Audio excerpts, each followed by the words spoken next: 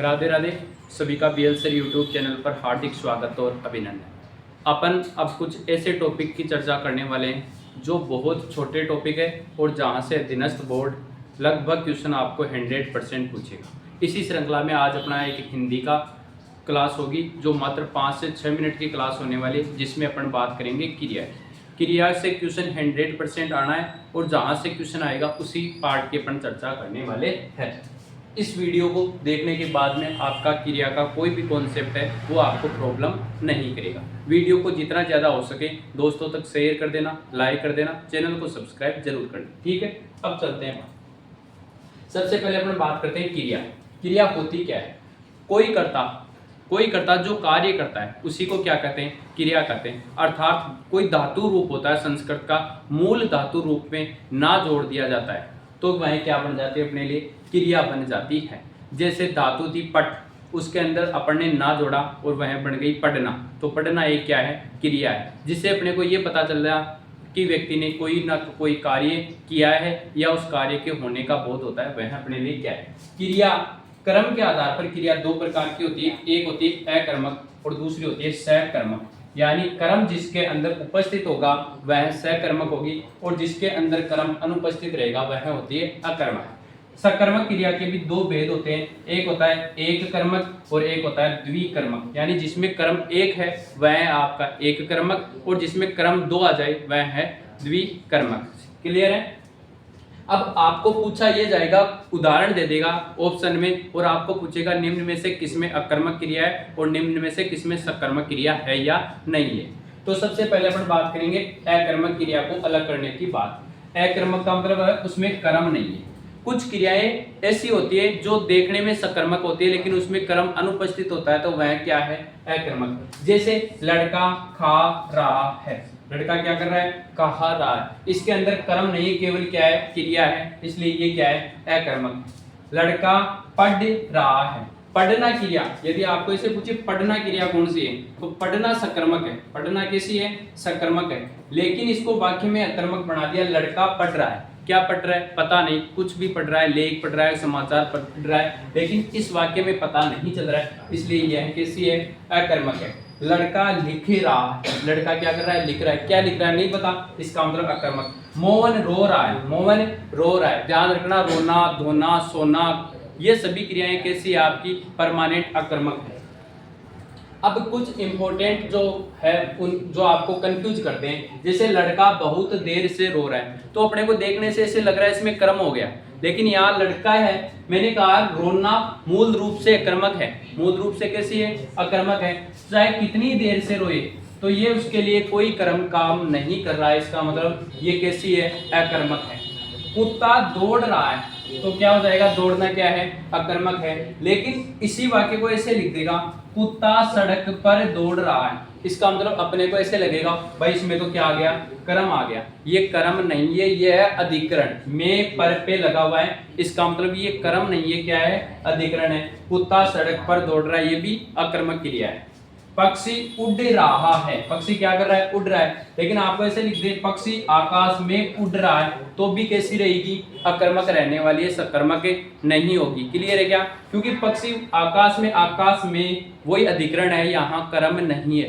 कारक जिसको आता है उसका क्वेश्चन गलत नहीं होने वाला है। क्लियर है क्या, पक्षी आकाश में उड़ रहा है, पक्षी आकाश में बहुत ऊंचाई पर उड़ रहा है, ये भी आपका कैसा रहने वाला, अकर्मक रहने वाला। उसके बाद में अकर्मक की कुछ और है कि विद्यार्थी पेन से लिखता है। अब अपने को ऐसे लगता है किससे लिख रहा है, पेन से, कर्म हो जाएगा ना भाई, ये भी कर्म नहीं है। ये क्या है, ये इसका क्या है, संप्रदान, सॉरी करण है। ये पेन क्या है, इसकी करण है, सहयोग कर रहा है, लेकिन ये भी कैसी है, अकर्मक है। कैलाश छत से गिर पड़ा, किससे गिर पड़ा, छत से, तो अपने को क्या लगता है कि छत यहाँ क्या है, कर्म है, कर्म नहीं है, ये क्या है, अलग हुआ है तो अपादान है, छत क्या है, अपादान है। धावक मैदान में दौड़ रहा है, अपने को क्या लगता है कहाँ दौड़ रहा है, मैदान में। अपन क्या करते हैं, कोई भी प्रकार का क्वेश्चन बना लेते हैं, अपने आप माइंड में बैठी रहती है कि अपने को क्वेश्चन बनाना है, लेकिन क्वेश्चन बना के अपन मैदान आंसर निकाल लेते हैं। अपना आंसर क्या होना चाहिए और अपना सब्जेक्ट उसमें मौजूद रहना चाहिए, तभी आप क्वेश्चन बना सकते हो। तो धावक कहाँ दौड़ रहा है, मैदान में, इसका मतलब सकर्मक ना भाई, ये मैदान क्या है, अधिकरण। अब यहाँ से मैं आपको एक कॉन्सेप्ट बता देता हूँ शॉर्टकट में। जहां पर कोई चीज खराब हो जाती है वह हमेशा सक्रमक रहेगी, लेकिन चीज खराब नहीं होगी वह अकर्मक होगा। ध्यान रखना, धावक मैदान में दौड़ रहा है, यहाँ मैदान का कोई भी प्रभाव नहीं पड़ने वाला है, जो मैदान है उसमें कोई खराब नहीं होगा। जैसे पेन से लिख रहा है तो पेन में कोई खराबी नहीं होगी। जहां पर चीज मूल रूप से नष्ट होने वाली होगी वहां पर आपको विशेष रूप से ध्यान रखना है कौन सी क्रिया है, सकर्मक। अब बात करेंगे सकर्मक, वह क्रिया जिसके अंदर क्या है, स प्लस कर्म यानी कर्म उपस्थित होगा। जैसे लड़का आम खरीदता है, क्या करता है, लड़का आम खरीदता है। अब आम खरीद रहा है तो क्या कर रहा है, उस आम को खाने के लिए खरीद रहा हुआ, ऐसा तो है नहीं कि जाके फेंकेगा। इसका मतलब आम क्या होगा, पूर्णतः नष्ट हो जाएगा।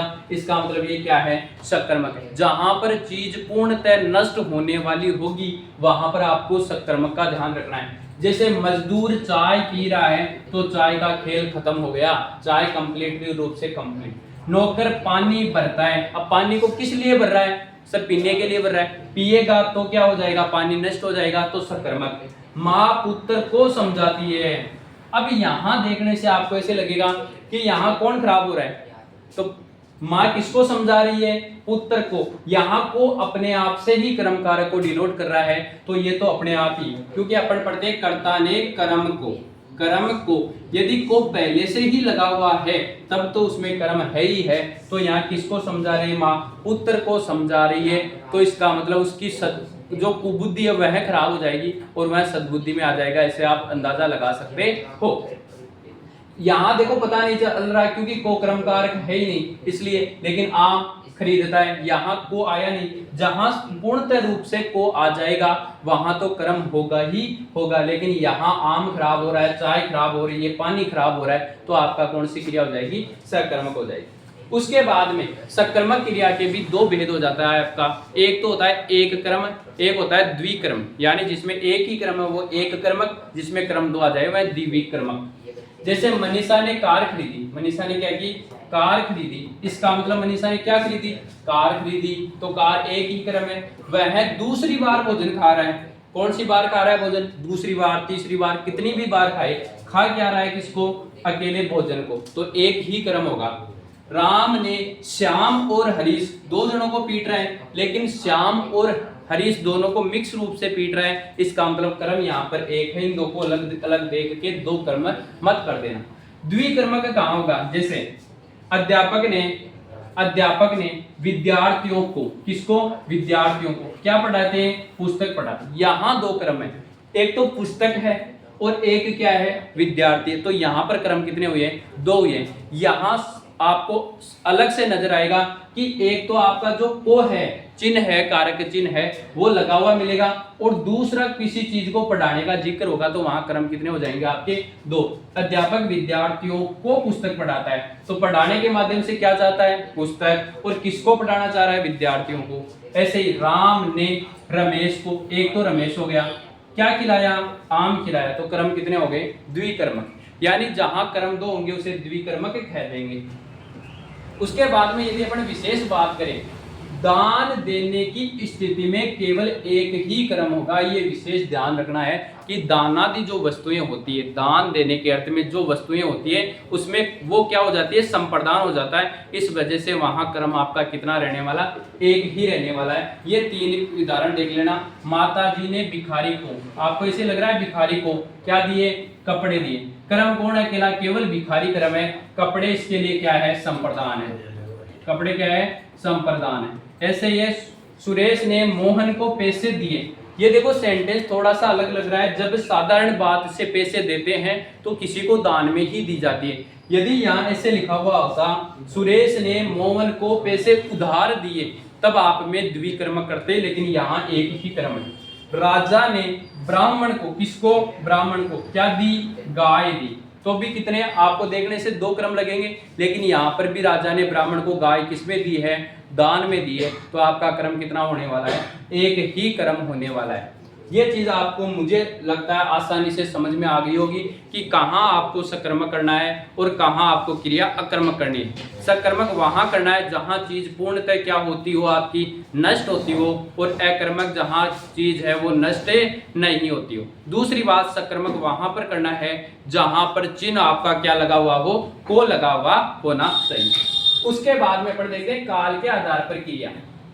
काल के आधार पर वर्तमानकालिक क्रिया, भूतकालिक क्रिया और भविष्यकालिक क्रिया, यानी काल के आधार पर क्रिया के कितने रूप हो जाएंगे, 3। और इसी क्रिया के 3 रूप के आधार पर अपन आगे एक आपके सिलेबस में मेंशन है काल, उसमें वर्तमान काल, भूतकाल और भविष्य काल को भी अपन पढ़ने वाले। उसके आगे अपनी पूर्णकालिक क्रिया होती है, प्रेरणार्थ क्रिया होती है, जो आपको आसानी से समझने में भी कोई प्रॉब्लम नहीं रहती, आप भी इस चीज को समझ सकते हो। यदि आपको यह वीडियो बिल्कुल अच्छा लगा है तो वीडियो को ज्यादा से ज्यादा लाइक करोगे, शेयर करोगे, और चैनल को जो भी साथी नए देख रहे हैं वो एक बार सब्सक्राइब कर ले। ठीक है, मिलते हैं किसी नेक्स्ट वीडियो में, तब तक के लिए ऑल द बेस्ट, धन्यवाद।